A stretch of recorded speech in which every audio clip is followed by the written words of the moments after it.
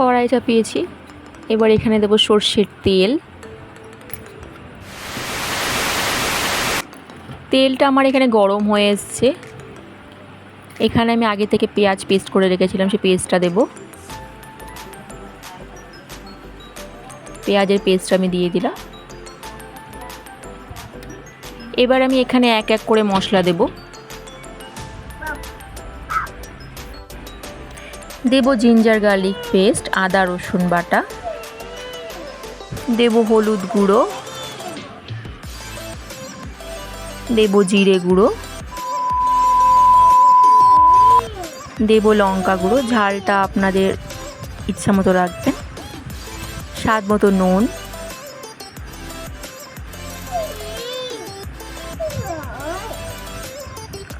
মশলাটা ভালো করে কষে নেব। ভালো করে কষবেন, কারণ আদা রসুনের গন্ধটা যাতে চলে যায়। কষতে কষতে তেল ছাড়তে হবে। মশলাটা ভালো করে কষবেন।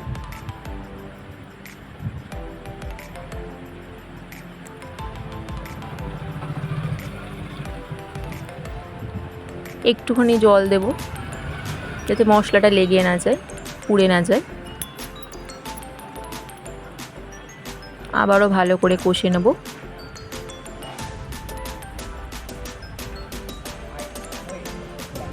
দেখুন তেল ছাড়তে শুরু করেছে মশলাটা থেকে। এই অবস্থায় এক এক করে কচুগুলোকে দিয়ে দেব, গাঁটি কচুগুলোকে।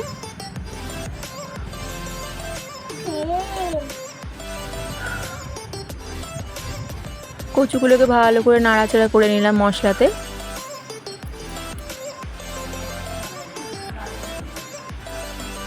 এবার আগে থেকে ভেজে রাখা কুচো চিংড়িগুলো, সেগুলো মাছগুলো দিয়ে দেবো। এবারে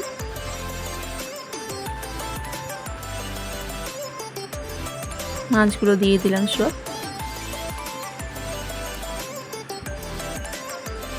এবারে আন্দাজ মতো জল দিয়ে দিলাম।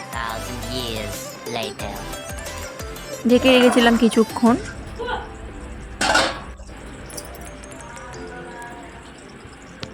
দেখুন মশলাটা আমার এখানে ঝোলটা ফুটতে শুরু করেছে। ভালো করে নাড়াচাড়া করে নেবো, যাতে মশলাটা না লেগে যায়।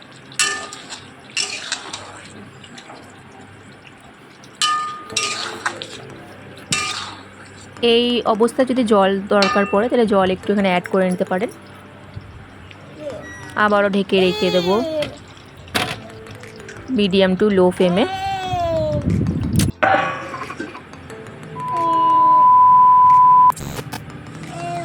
দেখুন কচুগুলো আমার অলমোস্ট সিদ্ধ হয়ে এসছে।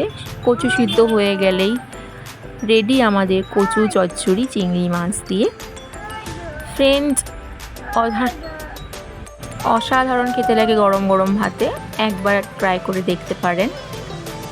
যদি ভালো লেগে থাকে আমার চ্যানেলটাকে সাবস্ক্রাইব করতে ভুলবেন না, ভিডিওটা লাইক শেয়ার করতে ভুলবেন না। ভিডিওটা আপনারা ফ্রেন্ডস ফ্যামিলির সাথে শেয়ার করতে পারেন। Thank you for watching. এভাবে পাশে থাকবেন।